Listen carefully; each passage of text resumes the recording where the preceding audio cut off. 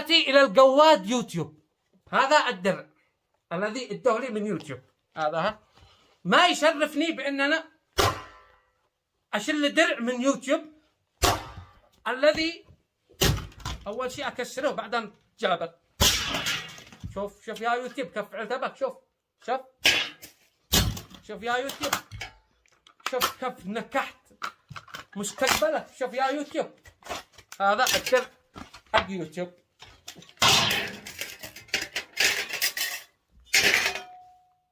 كسرت الدرع حق يوتيوب. ليش؟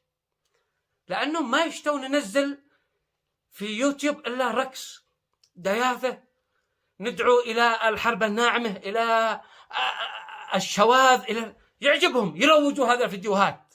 ولكن عندما نتكلم على فلسطين، على غزة، على القدس، على المولد النبوي، حظر. معي 3 قنوات على يوتيوب. القناة الرسمية قد عتوصل 3 مليون، القناة الاحتياطية قد عتوصل 1,000,000، قناة احتياطية رقم 2 قد عتوصل 500,000. ال3 القنوات لغوا ميزة الربح. علي الحرم ما معي من ال3 القنوات حتى دولار، وما همنا دراهم ودنانير. مستمرين في كلمة الحق، في نصرة المظلومين والمستضعفين. ومع ذلك يوتيوب ما خلالي حالي أتكلم على أي قضية على فلسطين يحظر القناة على طول. القناة الرسمية محظورة. دخلت أتكلم من القناة الاحتياطية، حضروها أسبوعين. الاحتياطية رقم 2 لغوها من يوتيوب. أدخل ما ممسوحة، أدخل هذا ما عد بحد القناة، أدخل هذا. أنا ويوتيوب ملاحقة، بيلاحقني من قناة لا قناة. أدخل قناة ويوتيوب بعدي على طول يدخل يغلق أمها.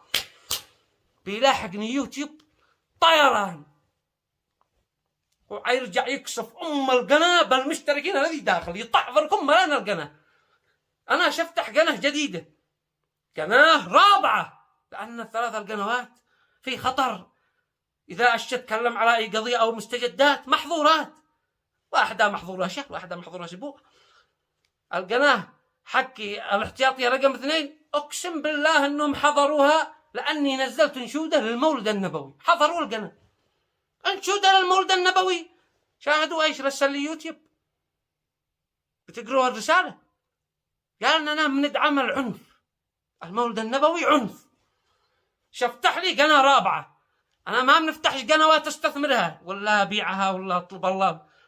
نفتح قنوات لأن قنواتي محظورات، يحضروا هذه ويلغوا هذه فضروري قناة، ضروري أتكلم. أنا ما شيء شاواصل والله لو أفتح 1000 قناة.